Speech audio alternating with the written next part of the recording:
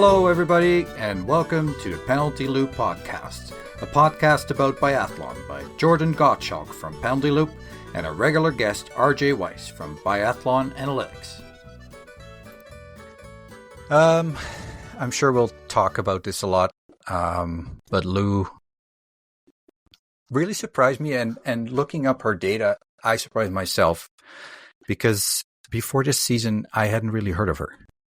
Yeah. And she's actually, her first race was in the 2020-2021 season. And she has 55 individual races already. Mm-hmm.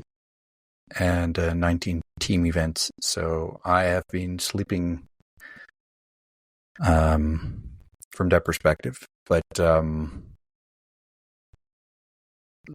I don't want to go into her too much because I think I've done that a lot. People know that I really like watching her, but also I see a lot of things in her where I could see her be, a top athlete for a number of years in a row.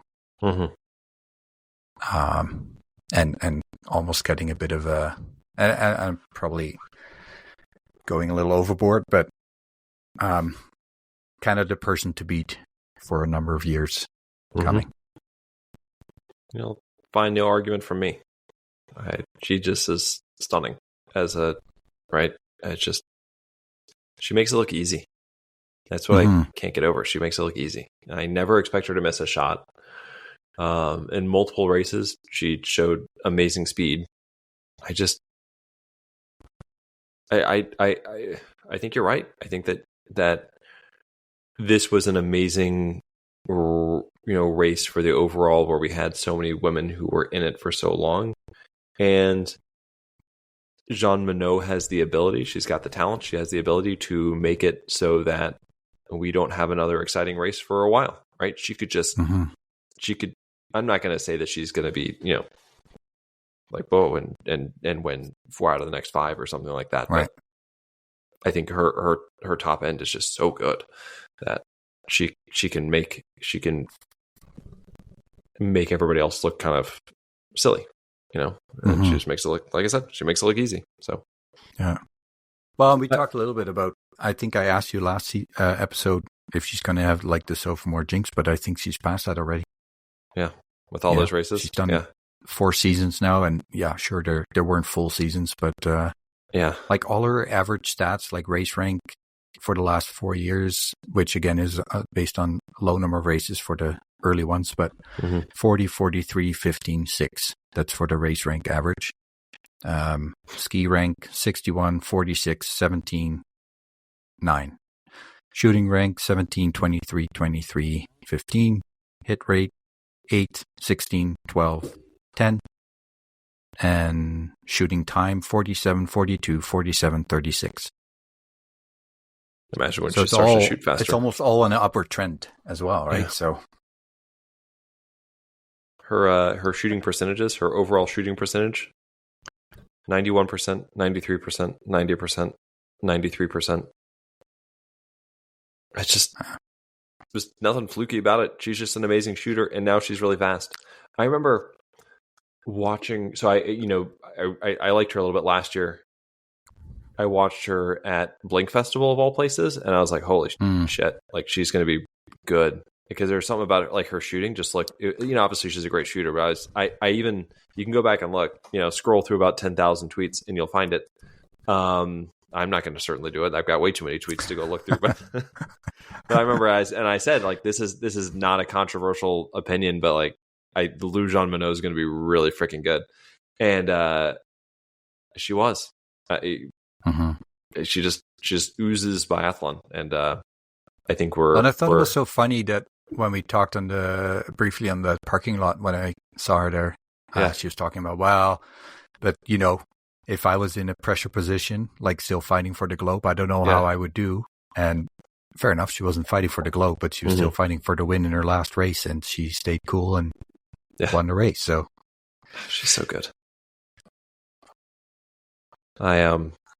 It's gonna be fun, right? It's gonna be fun watching her. Who else? stood out to you in a positive way? Well, we already talked about Jeanmonnot. So what about the woman who won the overall? Miss Lisa Vittozzi and her finally climbing to the top of the mountain. And as far as I can tell, battling to stay there. Yeah, absolutely. Like, she seemed very confident and very solid. That I definitely don't feel this was. I mean, she's been so close already once before. Mm-hmm. But with that in mind, the fact that she was able to mentally get over her prone shooting issues she had 2 seasons ago.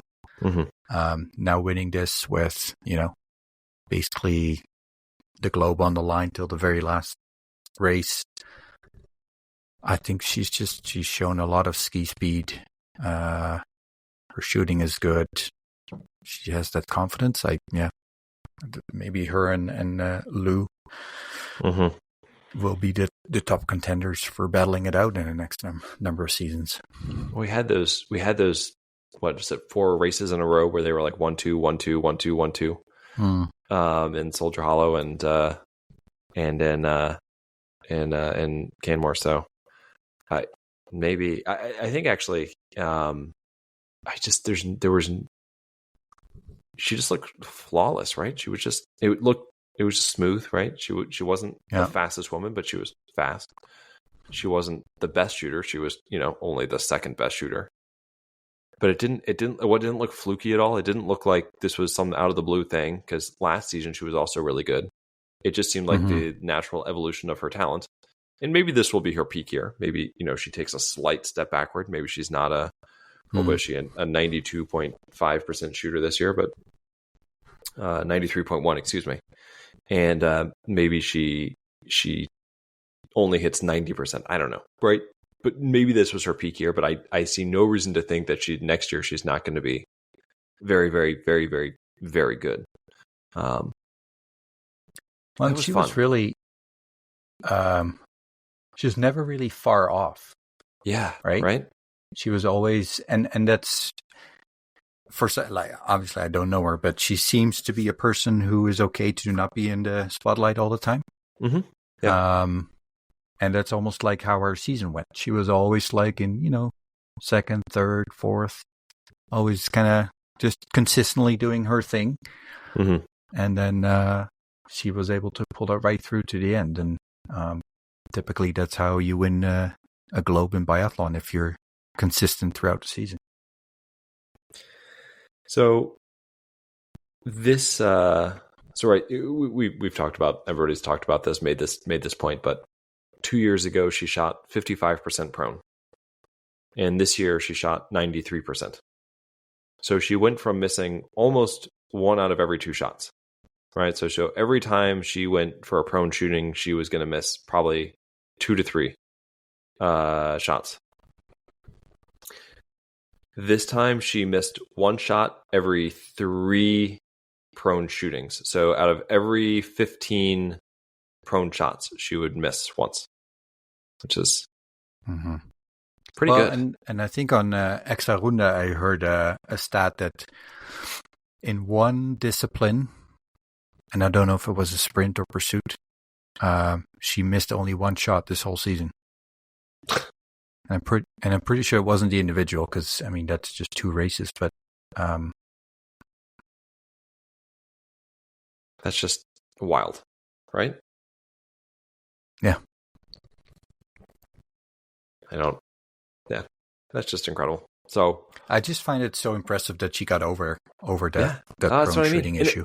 And it wasn't a 1-year thing either. It could ruin either. your career. It wasn't a 1-year thing, because that was the really bad year. But the year before that, she shot like 70% prone, which isn't good. Yeah. Yeah.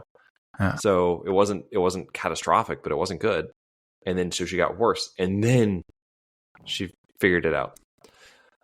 So I went back and I was reading some old interviews that she did in the spring of 2022. So just after that disastrous season. And it was amazing how, and I guess maybe this is just the attitude you have to have, but she was just like, all right, yeah, just got to figure out, we got to do something new. And they hired the new coach, whose name I'm not even going to try to pronounce. and the Finnish gentleman who had been the U.S. biathlon coach, and he told her that, I just or asked her, I guess, are you open to what I have to say, right? Just are you willing to listen? And she said yes, and clearly it worked, because that's just an amazing partnership. Yeah. Like you said, I don't think she's going anywhere for the next few years. I think that she'll be, if she's not winning it, she'll be in contention. She'll be in the mix.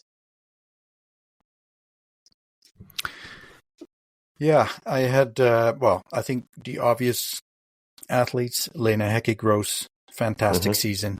Mentioned that before as well. Like, it feels like she's been on the World Cup forever, but she's only 28, I believe. Yep. But very, very cool to see her, be on that top podium, and she just seems a genuinely happy, positive person. I think I showed you pictures of when her and I think it was Deirdre Irwin. I have confirmation. Basically, were hugging and dancing each other. Yeah, Kelsey Dickinson. Yeah, Kelsey Dickinson. Oh, sorry, Kelsey Dickinson. Yeah. My bad. But yeah, they were just. That was just so cool, because she was sort of in the middle of taking selfies with people, and they were like flying in each other's arms and literally just dancing like two 6-year-old girls who are jumping up and down in puddles of water. That kind of excitement. Yeah, that's amazing. It was great to see. Yeah. And I heard from multiple people that were in Soldier Hollow and in Canmore that everybody that said hi to her, like she spent time with them and chatted with them, and just like a genuinely nice person. She finished 6th in the overall. Her best before that was 19th. This was actually the best of any Swiss woman ever. So it's sort of a groundbreaking season for her. She's the first Swiss woman to finish in the top 10. So it's incredible. 2 wins. It's just, didn't anybody look happier? I know you just said that, but like, she just looked so overjoyed. It was fun watching her. It was fun cheering for her all year. Was that? Gantner looked pretty happy too. Yeah, she did look pretty happy. Yeah, I know what you mean though. Yeah. And can you can you prevent me from saying something really stupid? But there's this Swiss coach, and I think she came up in the discussion we had with Hardwick. But I think she's also worked with other teams, and it's the same lady that when I got Lisa Hauser's autograph for you. Yeah. That they came up and gave her a hug. The Switch coach, they were pretty intimate in the sense of, I guess, mutual confidence that they were close to each other. I don't know her name, but she keeps popping up in these, successes on the Swiss side. Yeah. And maybe it was actually a Canadian athlete who mentioned her as well. I think it was Hartwig who mentioned her, but But whatever she did, whatever working so far. Put her on the interview list, right? I would just clearly she has a lot of respect amongst the athletes. So just I want to find out why. Who is this person and what is she telling them? Why is she, that person that they turn to? Right. I did want to, when we look at why Haecki-Gross, why she got better, she had a very good skiing season. She was 10th skiing last year, 18th, 36th the season before that. So she's definitely been on the incline, the improvement. But her career best shooting year, only the second year, she shot better than 80%, 84.3. So, it helps when you hit the targets, and you don't have to hit them all the time. Because right? I always kind of had her in my head as a faster skier. So did I.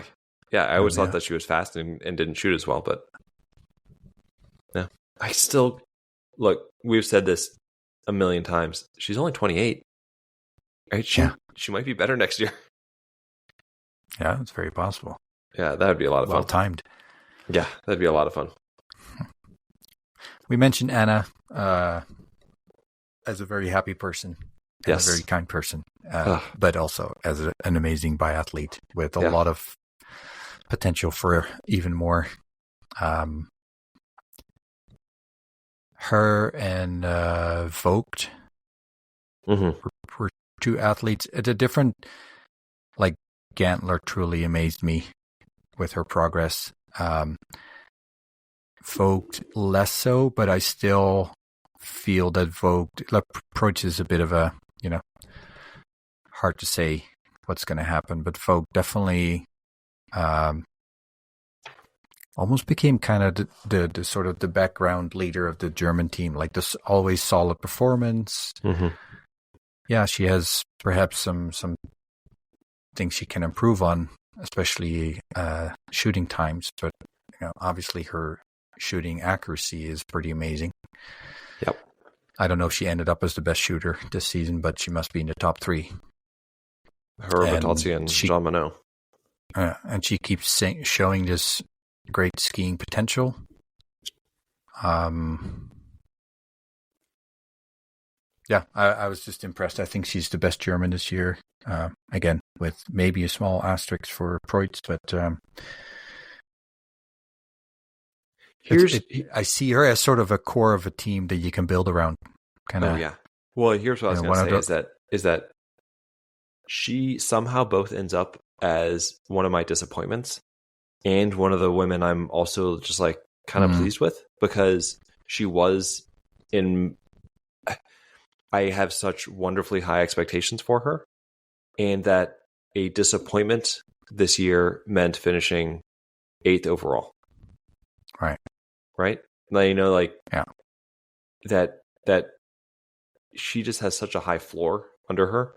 And I was just going to say that she is the core of the team now. She's reaching sort of that middle part of her career. She is consistent. She's there every race, and she's got that high floor of performance. And I think that with her and Haecki-Gross, I think that's a pretty solid duo in the middle. Vogt still, I think, has a really high ceiling that she can still reach. And then if she can come back and have a full healthy season, like she can be that sort of that star level. And I say star level as in like overall contender level.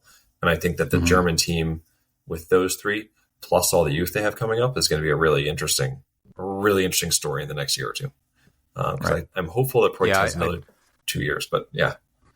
Yeah, I don't see Vogt winning the Globe just yet, because I think she needs more consistency in her fast skiing, and for sure. She needs to figure out something with the shooting time while retaining the hit rate, which it's going to be tough. But at the same time, like if you can already be 8th in the World Cup, then and it sounded like she had also a lot of personal issues on the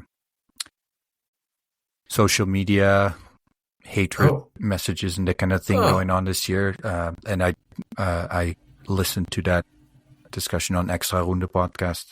That's horrible. Why? I didn't look it up myself, but people are terrible. That's what people do, right? Apparently, it's fun to talk people down when they get in 10th instead of 1 or 1st. But yeah, I don't understand. I cannot relate to that, so I don't even want to waste any time on that. But it sounded like that was quite bad for her. So the fact that she came in 8th, regardless of that situation, is impressive.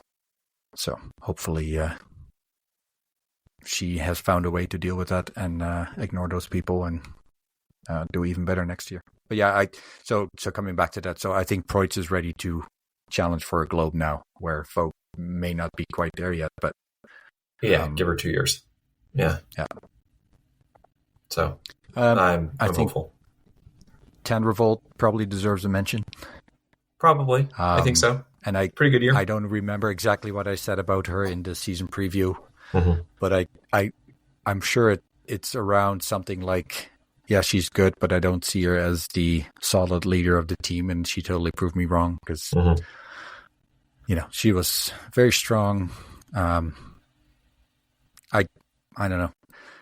Easy to say now. It still doesn't shock me that she didn't end up winning the Globe, but she did. She definitely did better than I thought she would. So I take my hats off to her having an awesome season with an unfortunate ending, but it's pretty cool, right? She was in the mix all year. So, it's not like she had a late surge and ended up in third. Like she was in the mix from the start all the way through. So she got that experience. She'd never been there before. Which I guess you can say the same thing for Vittozzi and for Jeanmonnot and for Vittozzi's been there before. Well, that's true. It's just been a couple years. That's true. Simone has been there before. But for, Braisaz-Bouchet and Tandrevold and Jeanmonnot, and that was sort of a new experience. So for getting that. I think I shared this with you. I don't know if I said it anywhere else, but my and this is probably optimism speaking, is that, everyone talks about how this was, I shouldn't say everyone, but a lot of people on X, Twitter, were saying this was her chance. Like, if she didn't win it this year, she'll never get another chance. I don't know why. She just keeps getting better. She has this one clear glaring weakness, which is her standing shooting. If she can just get that up to reasonable, then maybe she can talk to the Finnish coach. Right? Yeah. So we'll see. And we just saw Vittozzi go from being a horrendous prone shooter to winning the overall in a couple of seasons. So who knows? I'm not going to say that for sure she's going to win a Globe. I think it's way too competitive, and it's not like she doesn't have I don't believe that she has the top end that someone like Jeanmonnot does. But I think that there's no reason to believe this was a fluke. I think that she can definitely be in competition or in contention for the next several years. And maybe she'll win one, maybe she won't, but I think she proved a lot this year, and it was fun. I'm going to hold back in my reply to that to when we get to the future Globe winners list. Oh, you better. If you leave her off. Anyway, her prone shooting's gotten better every single year. She's gotten faster every single year. So I'm hopeful. I'm hopeful that the standing shooting can get better too. And if it can't, then she'll be competitive. It was fun though. It was nice to see her rise to the challenge, and she fell a couple races short, but that was awesome. I think she needs to talk to that. I think I told you that before. A number of years ago, there was a Norwegian comedian who was helping in air quotes Tyrell Eckhoff with focusing on her standing shooting by putting a snake around her neck and dressing up in some interesting outfits and stuff. So I know. Maybe she can hire him to help her with absolutely. That. I think that's what she needs. In general, I had, for the women's side, some positive things. Super moms, Baiba, and Justine Braisaz-Bouchet, incredible. I don't know what else to say. Incredible. Would you believe that this was Justine's? This was her fastest season of her career. Oh wow! Yeah, and this must have been one, if not the best, for Baiba season. I don't know. Yeah, I'd have to go back. I didn't even look it up. I guess have to be like on average points, but she had some really good results and just awesome, right? It was just a lot of fun watching them every single week. We'll have a couple more moms coming back, I guess. If Batovska Fialkova comes back, I guess she'll be there, and Milena Todorova, I think, will hopefully be back next year. So for the French, it's almost like a bit of a men's Norwegian situation where, like, how do you keep everybody happy on that team? Because, in Simon, Justine Braisaz-Bouchet, and Jeanmonnot, you have 3 potential Globe winners. And you have Richard, Guiguna. I'm missing another girl, Chauveau. And then you have, I think, on the IBU level, a French girl won the IBU Cup. So they're gonna have some puzzling to do. For sure. Right. Yeah. So then you've got, on the IBU level, you have Michelin, who won. There's Bondu, who was in fourth. There are a couple of women who did very well in the juniors. So they are going to have a problem.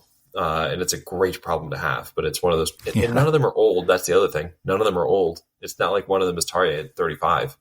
And, I'm just looking like Braisaz-Bouchet and Simon, the oldest, probably at 27. They're 27. Jeanmonnot is 25. And so she's positively, mid-career by this group. Hardly. I'm just being silly, right? I mean, they're all within like 3 years. Guigonat, 25. Yeah. Chabot, I think, is like 23, 24. 24, yeah. Yeah.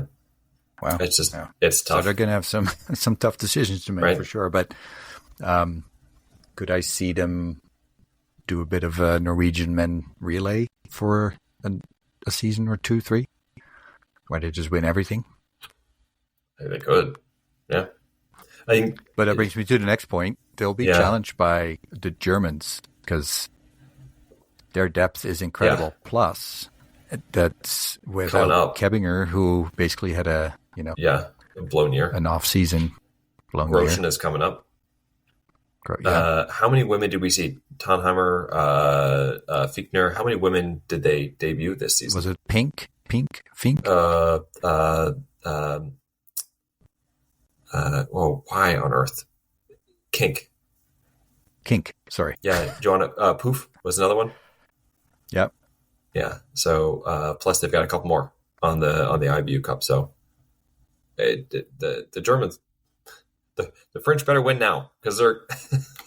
Yeah, and I mean they're all like Vogt 26, Haecki-Gross 27. Well, Preutz is the old one with 30.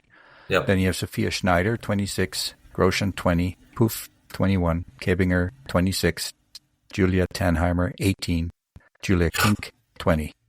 Yeah. And then I think they also have some. Well, I guess some of these girls were from the IBU Cup, right? Yeah, and like Marlene Fichtner, I think is like 17 or 18. I mean, it's ridiculous. They had a 15-year-old win a Youth Worlds medal. It's just outrageous. Right. They better win them now. There was a time like a year ago we were talking about the Swedish women and how much depth they had because they had the Ubergs and they had Magnuson and Borson and Nielsen if she could get it together, Lynn Pearson, Sarah Anderson coming up, and it didn't quite work out. And we can talk more about the Swedish women later. But the French women, they look like they've got a hold on things for a couple of years. But here come the Germans, like you said, and the Italians too. Yeah. The Italians have a handful of young women too. So it's just. It's fun. Well, and a very solid, can you say team lead? Yeah. Vittozzi? Yeah, I think so. It sounds like Vera is going to be coming back. Yeah, that's what Funny I read thing, too. did you see she's got her own brand of rifle butt stocks? No, I didn't. So she's going to be marketing those next year. So she hasn't said anything one way or the other, but I presume that you only do that if you are planning on at least coming back for another season where you can really promote it. The best advertising you can do is actually racing with it. But the way that Google Translate, the way it translated it was that she had her own brand of butt pads, as in like padding you would put on your bottom in your underwear. And I was like, what on earth is this? And so I actually went on the article and read it, but I was like, this is the craziest thing I've ever seen. Butt pads. So, I was like dying laughing reading this. So, it's not that. It's actually for rifles, but, it's funny because, I think I told you that one of my teammates, was dying to see her in Camor. And obviously she wasn't coming. But then I saw that in the time that the whole tour was in North America, Veer was on a TV show in Italy, demonstrating how to shoot in like incredibly high heels and sort of a business suit almost. Yeah, and that in a way kind of sums up Veer for me. That in addition to being an amazing biathlete, She's just also a person who seems to really like to be involved in fashion and marketing products and being on TV and that kind of thing. And I've always found that very interesting because it seems like it's the complete opposite of Vittozzi, who I always pictured that her favorite time is when she sits on her deck overlooking the mountains with one close friend. Yeah. Yeah, a glass of wine and just, Yeah.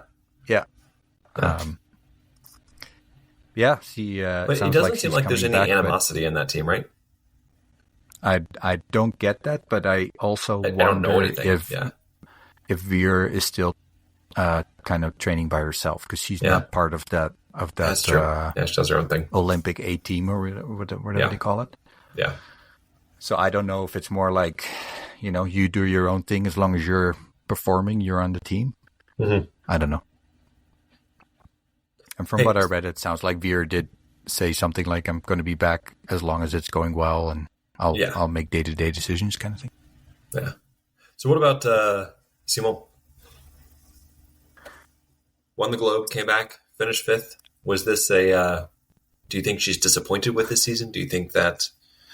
I think she would be disappointed. Yeah. But I don't really think she should be. Yeah. And what I liked is that she still seemed to have a pretty consistent, always her weak spot was always like her shooting is all over the place. Yeah. And it doesn't feel like that anymore. I think she's kind of changed into an athlete that is pretty reliable in shooting and a fast skier. Maybe it was just not perfect season for her, but I think she was still really strong. Yeah, she was excellent. I share the same feelings. I'm sure she is disappointed just because she wanted to win it all and she has the ability to, but she was good, right? It was it wasn't like she reverted back to boom or bust, right? There was very little bust, right? So. Yeah, and I don't know, I definitely don't want to get into that, but I wrote it down as one of the more negative things of the season, that tension in the French team. I don't know if that played a role, but it felt like at the end of the season, they kind of put it behind them at least. Not the end, but like later in the season. But I don't, there just seems to be more fun and friendship between, pretty much all the other people in the team. And maybe Simone is also that type of personality that is a bit like Vittozzi, that is maybe a bit of a more, I don't want to say loner, but people that do better in their personal environment. I don't know. But I really hope that if it played a role this year, that it's not going to continue on and that we can see the best that she can be next year. Yeah. But I think she had a strong season. Yeah, within 100 points of the overall, right? It's not a bad year. It's just, she still had 4 wins. It's just, totally. Yeah, if she won it next year, I wouldn't be surprised. That's all I was going to say. No. If she won it next year, I wouldn't be surprised. I don't think it was a fluke. I think that, I think this is who Julia Simone is for the next few years. And I was going to say the Estonian team. And that leads me into one of the stats I looked up. So I looked at the performance score on Real Biathlon, which is basically a statistical way of looking at athletes at ski speed, shooting percentage, and range time, and it ignores race results. And then it, for every race discipline, it looks approximately the importance of skiing, shooting, and then it comes up with like a total performance score. And on the women, it was Regina Ermitz who improved her skiing, her shooting percentage, and her range time. And so roughly it means that her ski rank, she improved 34 places. Range time prone, she improved by 2 seconds, and standing 4 seconds. Shooting was 7% better, 3.2 and for prone and 10.8% on standing. And that combined with a Tomingus who has had a great season, and Susan Kelm had a great season, and Johanna Teleharm had a okay season, I think, for her. Yeah, ups and downs. She'll, she has definitely the potential to have a great season as well. So, yeah, that team is looking really strong. Regina Ermitz had the 4 best finishes of her career all at the end of the season. So, yeah, 12th, 13th, 15th, and 19th all happened between Worlds and Soldier Hollow. So, pretty good. What I find fun is that, that team, on a day that everything clicks, can challenge for a podium in a pursuit. Right? Yeah. And they did, well, didn't they have was it a flower ceremony or a podium even? For the relay? Yeah. Yeah, they finished in 4th at Worlds. Right. Yeah. Yeah, no, I remember they had a really good result. So yeah. And and what was it saying in Thule, by the way? So you mentioned her having a great season. Finished 23rd overall. That's the best season ever by an Estonian woman. Her previous career best was 46th overall. So her prior seasons, 49th overall, 50th, 47th, 46th, and then 23rd overall. So pretty spectacular improvement. Right. Just really improved consistency. She had 16 top 30s and her most before this was 6. So, just consistently getting her name up there, 4 top 10s. She finished in 6th again, which is her career best. So, I loved it. And I'll share this now. Johanna Talaherm and I spoke last fall, and it had been a bit of a rough time in Estonian biathlon because there was some difficulties with funding.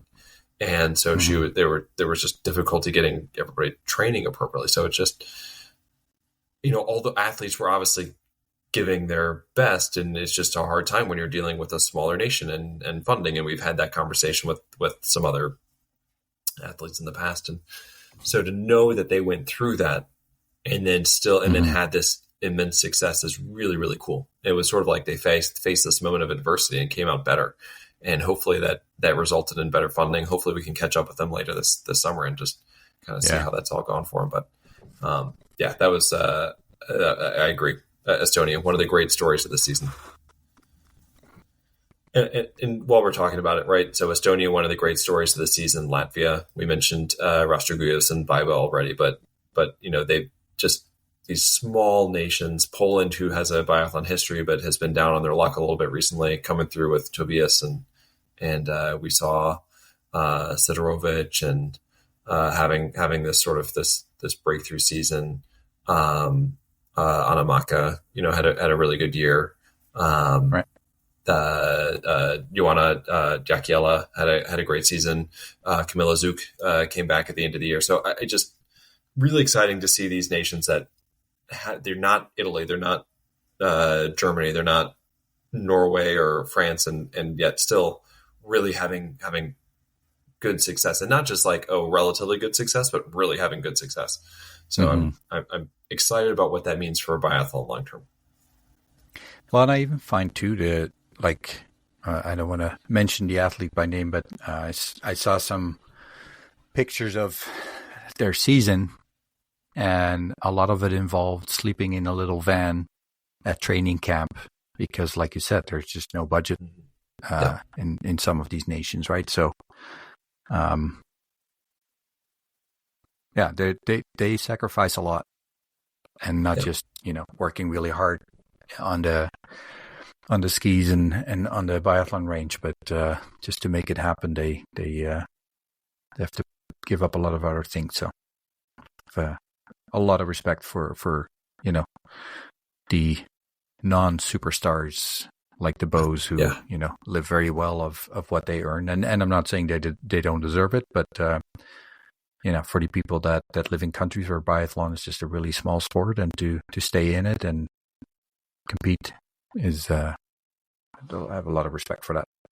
Absolutely. Yeah. A huge amount of respect, and it's fun. It's fun hearing those stories and seeing those stories. So yeah, I'm really glad you brought up Estonia. I was at the performance score. Just quickly, who do you think on the men's side was the biggest improver compared to last year? Who do I think on the men's side was the biggest improver? Campbell Wright. No, it was Eric Perrault. Of course it was. Ski rank went up 14. Of course it was. Range time my man. Prone, almost 5 seconds faster, almost 4 seconds faster on the standing, and 0.8% better in prone shooting and 2% better in standing shooting. So can you I've been riding the Perrault train for so long. Can you tell me how Strello looked in that, or Biona? He was up there too, I'm pretty sure. Yeah, he's in about, I would say 12th combined with the women. So for the men, he has Eric Perrault, Dale, Jacqueline, Tarrier, and Didier Biona in front of him. There we go. Okay. Yeah. So we talked a little bit about these ladies, these women earlier. But how do you feel about Team Sweden and their season? Out of the spotlight. That's a really good way of putting it. They were there, but not as a nation competing for top spots, even though you knew that there's always one or two that will do really well. Mm-hmm. And I actually think Anna Magnusson had a solid year. She did. And I mean, they all did, but I think last episode I told you that for me it almost feels like Hanna had a better season than Elvira, even though she's like a number of 100 points behind. But yeah, with Elvira, you just kind of expect her to be right at the top, and it just wasn't happening this year. And yeah, I don't know. There's something on the Swedish team that's not clicking. Mm-hmm. Yeah, I'm not sure what it is either. Because they didn't look bad. They just looked, like you said, they were present. They were there. But it never looked like they were running on all cylinders. No. Brodersen is retiring too. I mean, that's mm-hmm. It's not like she's a top 10 athlete, but it's sort of a blow to team morale, and she's been pretty good. Yeah. I think I look at Hanna and Elvira, and we expected them to be consistently great. And Hanna, over the last 3 seasons, her finishes were, well, I guess we can go back further. She was 5th overall, and 4th, and then 7th, and then 12th this season. And Elvira, for the last 4 seasons, went 12th. That was the first time we really noticed her. And then 2nd, when she finished 2nd behind Roysland. And then last season 5th, and this season 7th. And they're all just that's sort of the general trajectory, right? They're all good. Magnusson, being the exception a little bit. Pearson had the injury, so she wasn't there. But even before that, she wasn't performing as well as we had seen. And I don't know why they're getting worse. That's right. Yeah.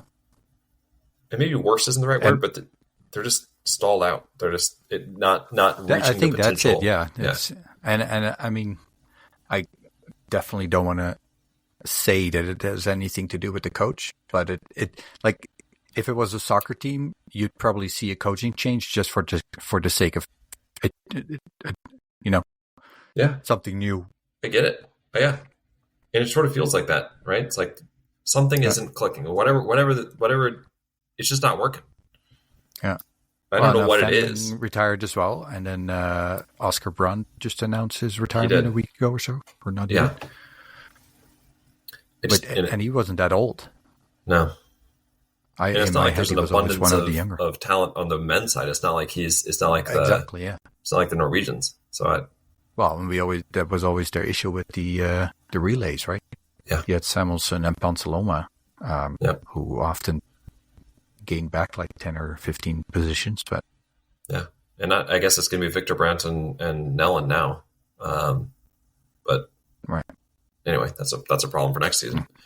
I just don't know what to make of it. I think Elvira has sort of, she finished 2nd to Roysland, and it seemed like, are we I'm sure I said this. Are we entering the Elvira stage? Right? Is she going to dominate the overall? And not only has she not dominated the overall, but I think she wasn't really even in the conversation for most of the year this year. I mean, she kind of just slipped out of it.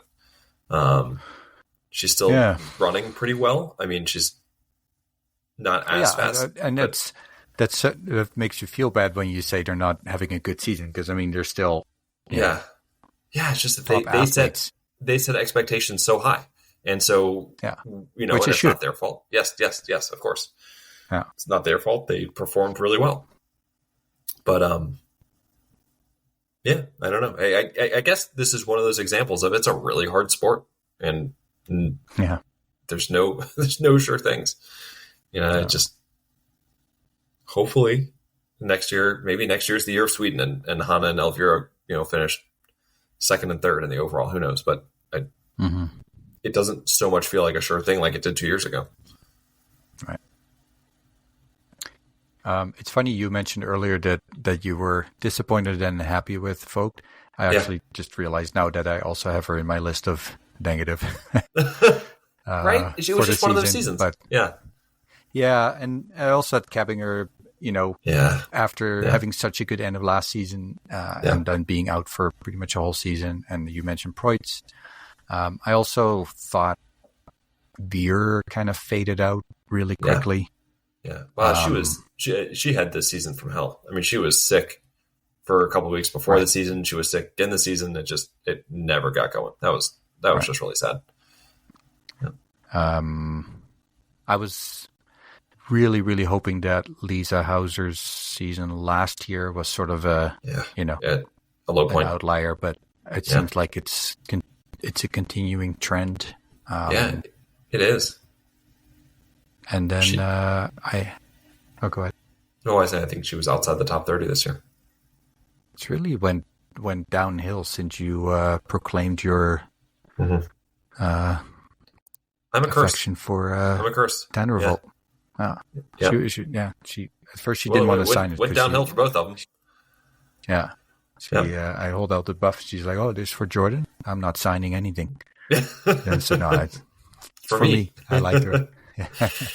No, and I thought the Vidova and Yislova still amazing athletes, and I definitely have good hopes still for next year. But Yislova 2 seasons ago had that amazing season with incredible shooting, and we haven't really seen that back. So that was, I always have the hope that will come back, and it may very well. Mm-hmm. But man, if it does though, and Vobornikova keeps going up, they could have 3 top 20 athletes. That could be a very, very interesting team to follow. Right? Yeah. I'm really excited about that. Yeah, Vobornikova definitely on my my breakthrough list. My really excited about her improvement. Her and Anna Gondler, man, a couple of 22, 23-year-olds who are getting ready to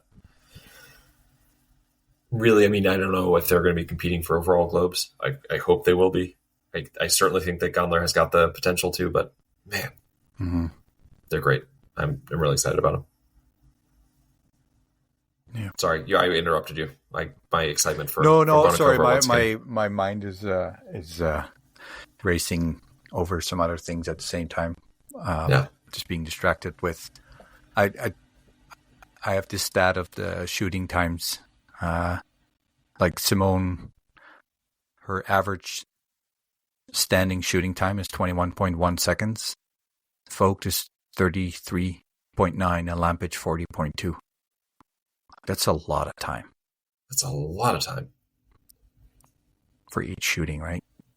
I'm at Lampage, I can sort of get it. You can make it up, right? But yeah, if you lose that to some of the top athletes. Well, she's losing. That was she's losing complete distraction. And you think about that over the course of like a 4-shot. I mean, I guess that was just prone, but like like in a pursuit or a mass start, like you're just losing so much time. Yeah. Any other pros, cons to the women's side? I think you started off there, but on a fair notice, everybody, we've been recording for about 2 hours now.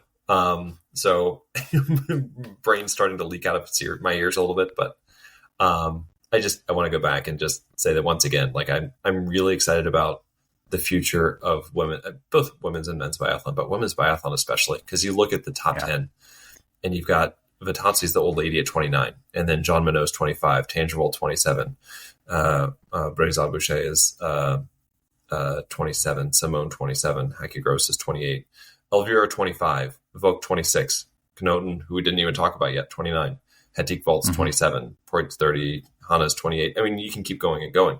These women are all peak of their careers. None of them are fading out. And then you've got Vorbonikova and Gondler and Beserga, Chavot, Richard, that they're coming up. Grosjean, these are all really young women. And Italians, yeah. The Italians, yeah. So there's it's going to be very competitive and very deep. I actually did make a point. I broke down Knoten, and I wanted to actually mention her that what a season, finishing 9th overall. She must have improved a lot. Yeah. I mean, she's always been a solid shooter, but she really improved her skiing a lot. This is her first season skiing, faster than average. So I will be honest, I never saw a top 10 overall year coming from her. I'm always happy to be amazed and to be wrong in that regard. So she was a great year. Several top fives, and it was fun. And did you mention, like, she's like sneaky, very tall. She's like a giant. Yeah, I was a little intimidated when I got there on the Thursday, I think. Yeah. And I was just kind of in her way. Like, she was going the opposite direction of where I needed to go. It's like, oh, that's an imposing person. Is that how you say it? Yeah, that's exactly what you would say. Yeah. That was a fun story, and I don't think that I did a good enough job of talking about her this year. But I'm just really impressed by all the work she put in, and the Norwegian women's relay team doesn't have the season it does without Knoten really taking that step and becoming not just a good shooter, but a good all around biathlete. Right. I had a couple of general season pros and cons. Yeah. Do you want to? Let's do that, those? and then let's go over our list of who we think can be in overall contention, if that's okay with you. Absolutely. Yeah. I want to mention it still because I think there was quite a number of people I talked to, Americans but also non-Americans, who mentioned that they, I guess, supported that we talked about Joanne Reed's situation. That was definitely one of the lowest points in the biathlon season. For sure. I noticed that she seems to have more postings again. But yeah, anyway, we talked about that. I don't know. I haven't gotten any updates and I don't see anything, but that was totally definitely agree. Yeah. It's just we don't need to talk about it more in depth, but it's a really disappointing kind of type of story you never want to have to see, and it just makes you sad. The evidence of, what do you call it, climate change or not, but the warming temperatures and the lack of snow in some situations. It's amazing that people can still build racetracks consisting of snow when it's warm outside and raining outside at the World Championships, for example. Yep. But at the same time, it's hopefully not a sight we'll have to get used to on a regular basis. I'm afraid we may, but we had a lot of that. We also had some really pretty days though. Ruhpolding was good. Canmore was gorgeous. Anholz. But I agree. It was. And what's really interesting is that we started out the season in Östersund and it was frozen. Don't you remember that? It was they had like the tape on their faces, and I was like, "Oh, this is interesting." But yeah, and that ended up being the coldest it was all season. I really wonder how it's going to impact the calendars. For upcoming seasons, right? Right. Yeah. I know that Oberhof and Ruhpolding sort of have that is sort of their traditional place on the schedule, but maybe they need to move it and change things around, right? I don't know. I don't have the answer, but right. Yeah. One thing that if you decide to talk about this for a minute, I'm going to get really fired up again. Okay. And I hope you won't. But the disqualification of Tomingas at the World Championships, while at the same time Stronsheim was not disqualified for basically a similar, it was, I think he broke the same rule, but 20 times more. And I don't know if the only reason is that in Stronsheim's situation, nobody protested, and maybe in Tomingas's they did. But if that's the case, I think they really need to look at that rule of, like, for me, it's like if somebody breaks the rules that are very clear and it's an automatic DQ, which, I don't want anybody to disqualify. Don't get me wrong here, but this inconsistency drives me crazy. And I don't want to suggest in any way that Norway has more power and stuff. But I don't find it hard to imagine if I'm from, country X in the world, to protest an athlete from Norway or to protest an athlete from Estonia. There's a difference, right? Yeah. Oh, yeah. One is easier to do than the other. And that's not Norway's fault. I think that's just, that's not uncommon. So the fact that this happens, they both break the rules, and one loses. What was she? Was she going to be 10th? Was that right in that race, Tomingas? If it was 10th or 11th, it would have been a very good result. Very good result. Yep. And I mean Stronsheim too, because was that the race that his podium? Yeah. Podium. Yeah. Yeah. So again, I hate it for any athlete to be disqualified, but the lack of consistency drives me crazy. Do it for Let's one, leave it at that. You need to do the other. Yeah. Yeah. And it was also like a weird year for rules, right? I shouldn't say weird. It was not the rules that were weird, but just weird rules being broken. Like Bowden leaving the start, like leaving the gate early in the pursuit. It's not that uncommon, actually. Oh, is it really? Yeah.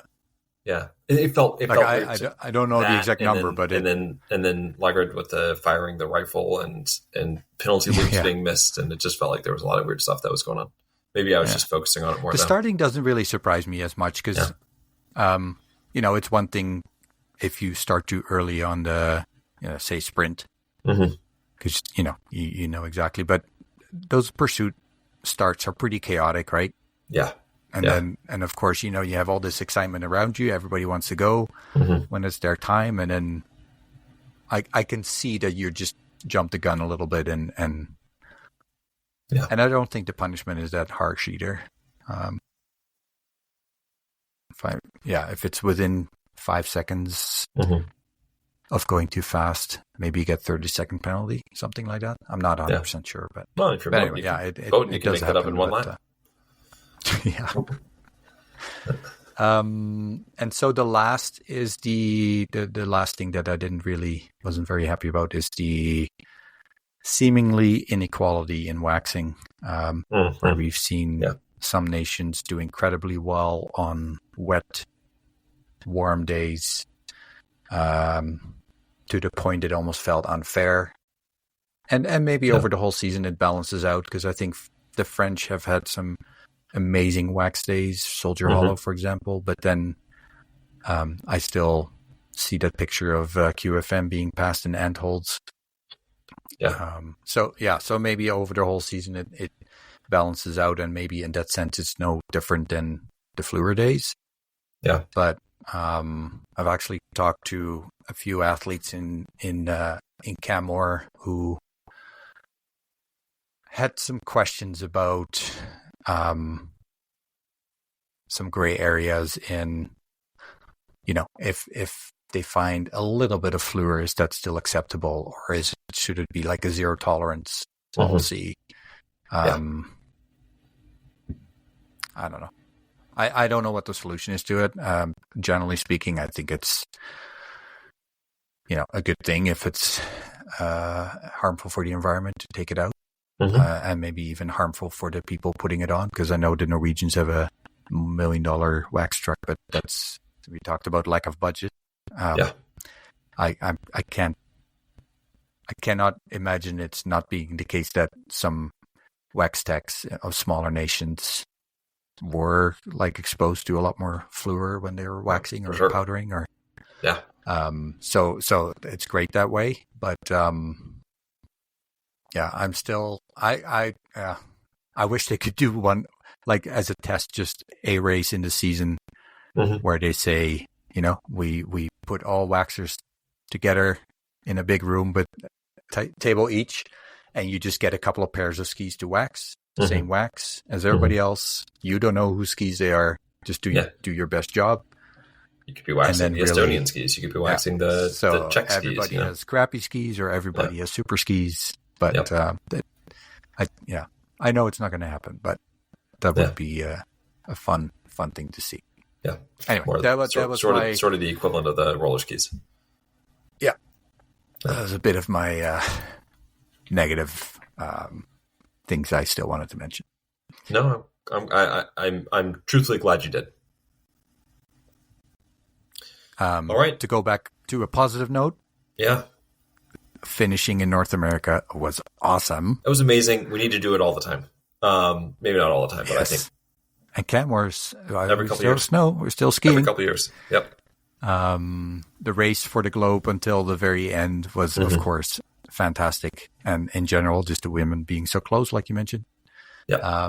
And I like the tendency, like I mentioned before, of the shooting getting very fast and high risk, high reward take on it. And seeing that difference between athletes like Vogt who still, take a less risky approach, but then shoot really well. And how that sort of balances out with a potential penalty extra. So that was, there was two more things that I wanted to mention. Yeah, I think it's awesome that Boughton showed that you cannot leave a sprint race until the very last athlete. Yep. And I truly think, and maybe it's because Norway is so stacked that their worst, in quotes, athlete has to start with bib number 100. But knowing that there could be an athlete that could still win or challenge for a podium is awesome. Well, and Reed Mueller as well, right? I mean, doesn't have the name recognition of Boughton, but same deal, right? Bib 97. Yeah. So that was really fun. And I wanted to mention that our 41-year-old friend from Austria, Simon Eder, still had the fourth best time in range time, which includes the parts of getting down on your knees and laying down and getting up. That's what I was laughing about, is those old creaky joints. I can tell you, it's not always that comfortable when it's kind of cold out and you need to get on your knees and everything. So the one guy who was 21 years old, good for him. Yeah, he was not upset about the warm weather this year. He said, "Yeah, bring it on. Give me a few more 10-degree race days, and I'll be happy." Yeah, but I thought it was fun to see that. And those were all the items I had, I think. Well, we covered all of mine. Just taking a quick look to make sure. Stat. Nation Cup scores. On the men's side, Italy improved by 3 spots, Slovenia by 2, Latvia by 4, and Kazakhstan by 4. Oh, nice. On the women, Kazakhstan by 5, Slovenia by 5, and Latvia by 5. And way to go, Biva. Unfortunately, on the other side, and these numbers are also influenced by, in just one individual athlete doing really well all of a sudden. Think of Lampic. The countries that did not so well on the men's side, Czech Republic 2 down, Ukraine 2 down, Lithuania 4 down, and Canada 7 down. And on the women's side, Finland 4 down, Canada 3 down, Slovakia 3 down, and Romania 2 down.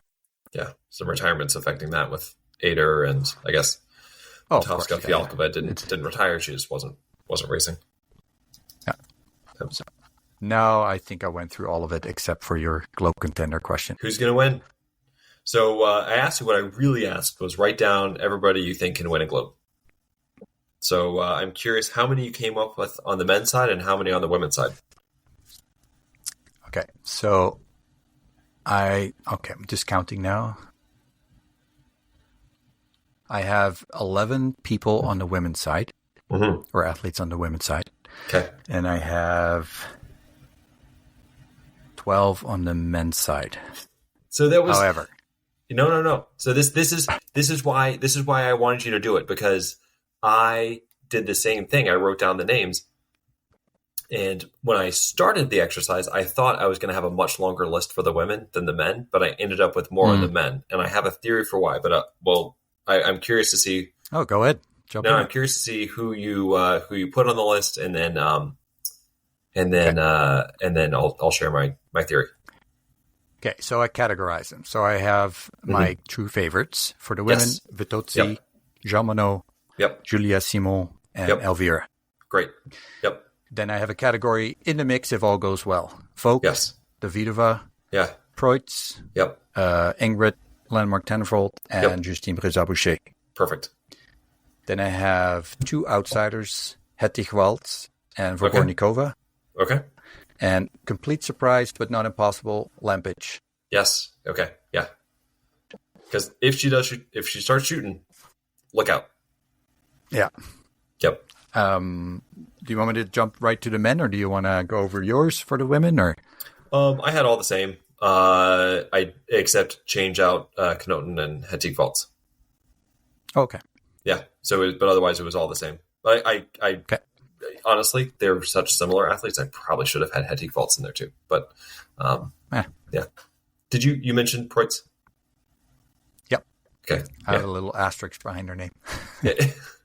Yeah, if she can stay healthy. So you had Vorbornikova in there as well? I did, but I did not have Gondler because I think that Vorbornikova is like just this much further ahead in her development than Gondler so far. Yep. All right. Yep. Okay, for the men, favorites, Johannes, Sturla Holmgren, and Emilien Jacquelin. Ooh, okay. I like it. Still a really good shot, Tarrier, Seb, and QFM. Yeah. Okay. Then I have a group could challenge, but not likely. Perrault, Jacomel, and Hardweg. Okay. And I have a few crazy outsiders. Campbell Wright, Philip Horn, and Justus Trelo. Okay. I did not hear Christensen on the list. Correct. Okay. So he's on my list as well. Okay. Yep. But and I did not have Strello. I probably should have. But he's very very much outsider. Like a 1% chance. But he shoots not even, so maybe. freaking well that it's hard. You know what I mean? Like when you have a superpower, if he had a miracle improvement in the skis, but we'll see.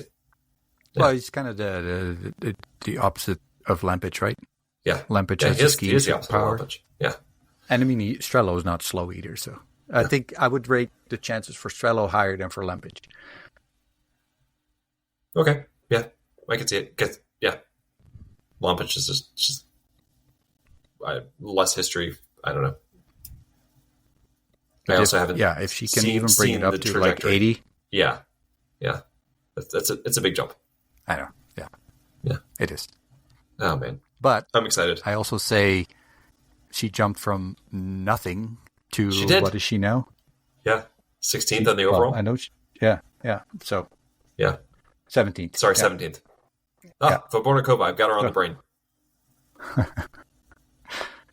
So I didn't prep you for this question, but who finishes higher of this group for Vorbornikova, Davidova, and Gondler?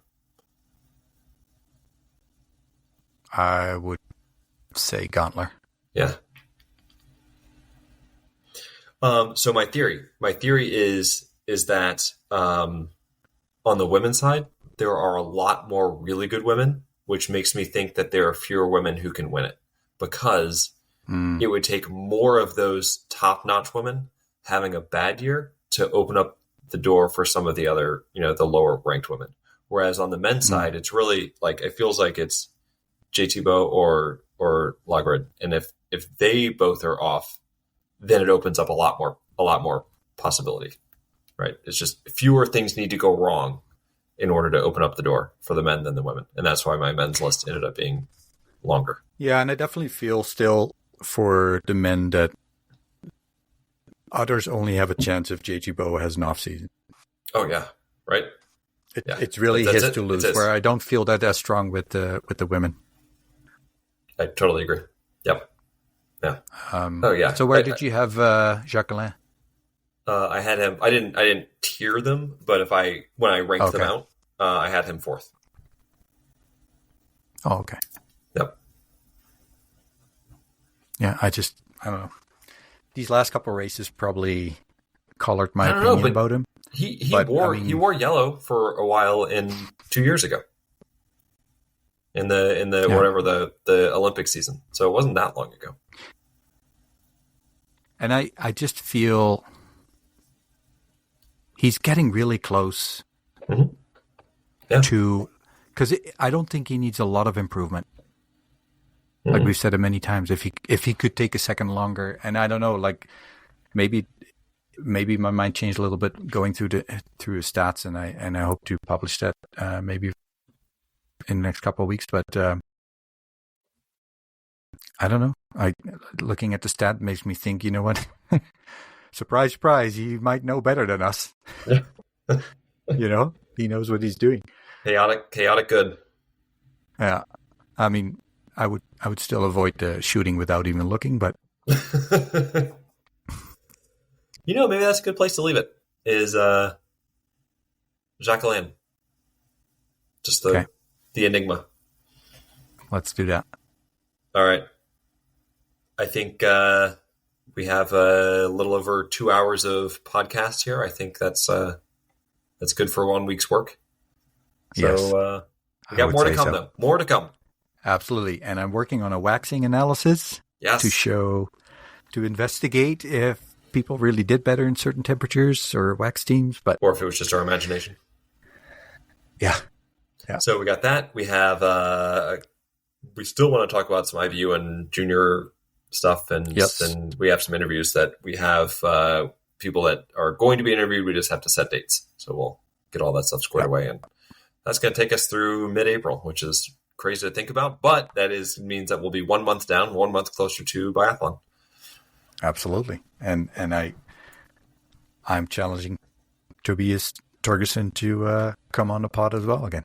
Oh, please. Yes. Right. 100%. I mentioned him again. Yeah. So you mentioned him at the beginning of the first pod, the end of the second pod. Yeah. I think we got it. And no signed bib. So, I mean, Yeah. The pressure is on. Exactly. All right, everybody. Have a good week. Yeah. Thanks a lot for listening, everyone. And again, thanks for all the feedback, the positive feedback you gave us at the World Cup in Camware. Oh my gosh. Really appreciate it. Yes. 100%.